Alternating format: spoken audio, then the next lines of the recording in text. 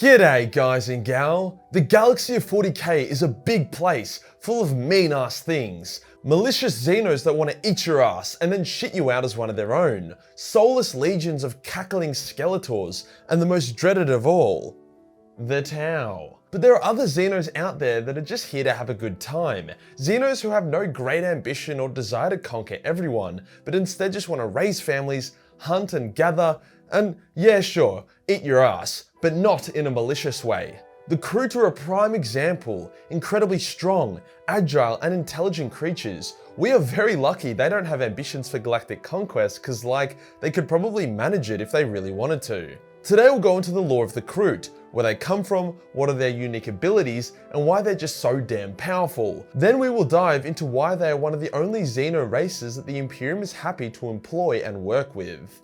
Let's get into it.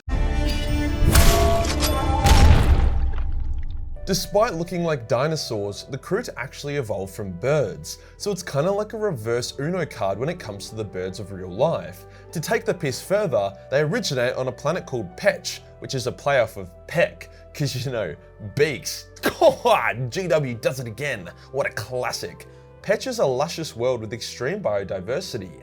Biodiversity that is in a constant state of chowing down on itself. I'm not even kidding, everything on the planet likes to eat each other, and that's a big reason as to why the Kroot is so powerful. So what makes the Kroot so unique and special is the way that they've been able to force their own evolution. At some point, the precursors to the Kroot evolved the ability to absorb DNA from whatever living thing it consumed, in order to improve and evolve itself. Hence all the Kroot and subspecies of Kroot on the planet of Petch rapidly evolved into their own subsex. Kroots that age large but dumb animals evolved to become larger but dumber, being forced to become pack animals for the more alpha intelligent Kroots. Kroots would also regularly cannibalize each other, hence gaining more evolution points from that as well. It'd be like doing a carnivore run on Spore. As I mentioned earlier, this forced evolution could go either way. If a Kroot was force-fed retarded dumb shit animals, then they would devolve into absolute plebs. However, if they were able to feed on intelligent, powerful animals, then they would rise to the top. After thousands of years of eating, the Kroot had gained the power and intelligence to become an interstellar race, conquering numerous nearby worlds. I use conquering lightly, as they were probably not even inhabited, but still a solid effort.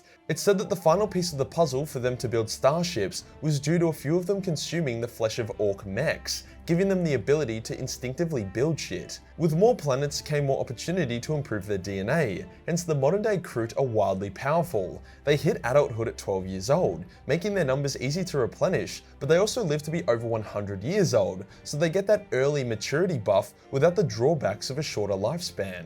The Kroot's first appearance in the setting was when a number of their worlds were being attacked by orcs, and it appeared that with their first taste of galactic warfare, they were going to lose. As the Kroot Empire was situated close to the Tau were able to detect the war and go watch. Although the Tau were like, I am the Watcher, I do not interfere.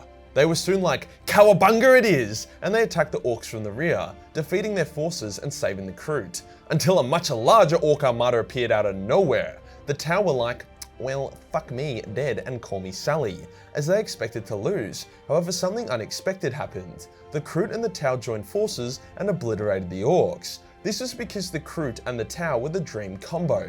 The Kroot were hardy, strong and agile, great for holding the line, but they lacked significant firepower. The Tau were weak and slow, but had incredible firepower, hence both factions basically fixed the other's weakness. With the orcs beaten, the Tau would go on to liberate the remaining Kroot worlds, hence forming a permanent alliance and welcoming the Kroot into the greater good.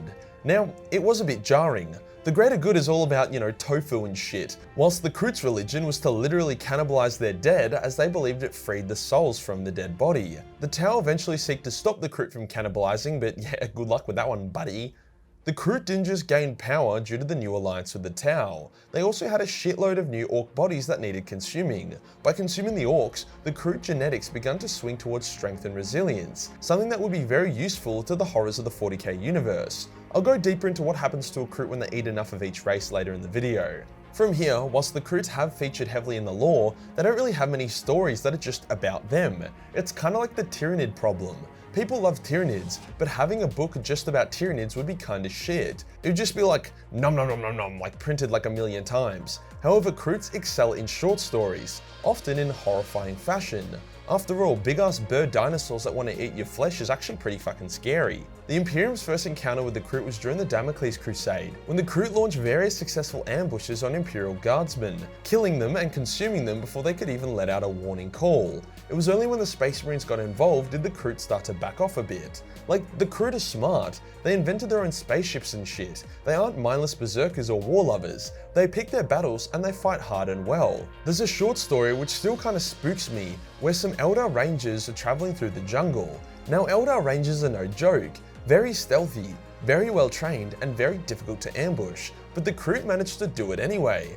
The Kroot attacked the Rangers and they massacred them, eating their flesh before the battle is even finished. You can see this from the perspective of the Ranger commander, as she watches in horror as her sister is torn in half and devoured. Then she screams as she too is torn to shreds. Very rough, but it really shows off the versatility of the Kroot, powerful enough to hold the line against the Orcs, and stealthy enough to ambush Eldar Rangers. The crew were also instrumental in various Tau victories over the Tyranids. By forming a powerful front line, the Tyranids struggled to reach the firepower of the Tau, which was tearing them apart. If it wasn't for the Kroot, then the Tyranids probably would have done significantly more damage to the Tau in their first few encounters. Taus don't like to melee, but the Kroot are more than happy to.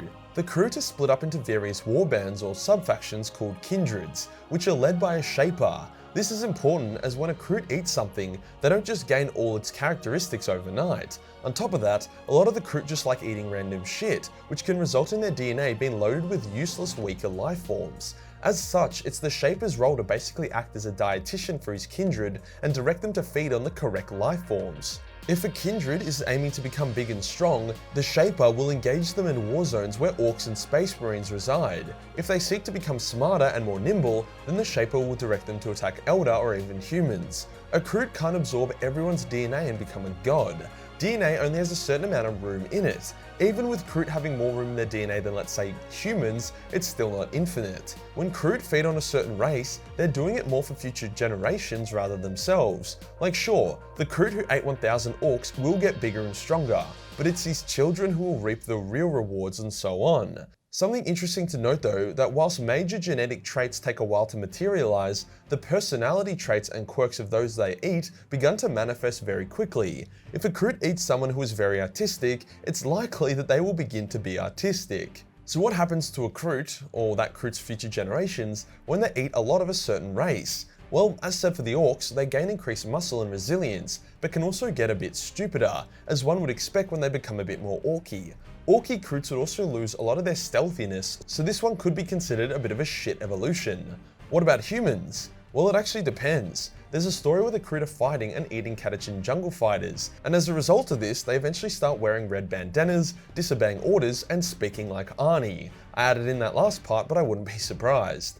As humans don't have wildly unique or outgoing DNA, Kroots who chow down on them don't have radical changes. Perhaps they become more intelligent, but it really depends on what type of human they eat. If they eat skinny nerds, then they'll shrink and get smarter. If they eat beefy boys, then they might get more buff. If they eat downers, then they might gain an extra chromosome. Consuming the Eldar, on the other hand, has some very noticeable and pretty overpowered effects. Eldar souls and DNA were hand-engineered to perfection by the old ones. Pretty much every character who is obsessed with harvesting souls or experimenting with flesh and blood prioritized the Eldar. A Kroot who consumes Eldar flesh will have dramatic personality changes. Those that eat Dark Eldar will become a bunch of sadistic, brooding assholes, whilst those that eat Craftworlders will become quite pretentious. In terms of genetic changes, Kroot infused with Craftworld or Exodite Eldar DNA have the potential to become very powerful psykers, which is a huge issue for anyone who wants to mess with the greater good. Fortunately for the rest of the galaxy, Eldar and Kroot combat is rare, so there aren't many opportunities to dine on space elf flesh, but it has happened and the consequences were spicy. If a Kroot eats a Necron, they get really sick. No fucking shit. Anything related to Chaos is a no-no for Kroots to eat, as if they do so, they are literally infusing their DNA with Chaos corruption. Not ideal.